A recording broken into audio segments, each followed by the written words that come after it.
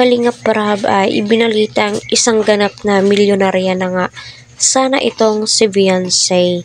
Ngunit edong nagulat sa naging desisyon. So kung ibang tao lamang po ito kung kagaya lang po ito ng dating tinulungan ni Kalingap Rab, syempre igagrab po nila yung opportunity na ibibigay po ng sponsors. Dahil nga kung tutuusin siguro iniisip nila ay patingi-tingi yung binibigay ni Rob, at least patingi-tingi forever. Pero yung 1,000,000, milyones na ibibigay ay bultuhan, pero hindi nila iniisip na mauubos at mauubos ang pera. Pero yung nabuong pagkakaibigan, andyan at andyan nga po ito, di ba?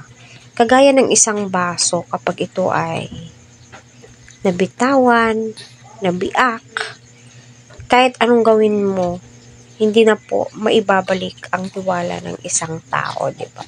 So, hello po, mga ka-Team LC. So, para sa akin, tama lang po yung naging desisyon ni Beyonce na hindi tanggapin yung mga ino-offer ng mga sponsors. Kasi nga kung tutusin, yung 1,000,000 na ino-offer po kay Beyonce, kaya pong ibigay ni Kalingap Rab yan at higit pa. No?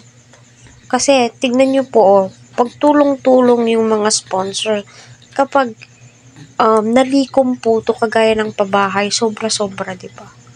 Yung allowance po nila, no? So, pag-igihan mo Beyonce habang andyan ka sa Kalingap, and syempre,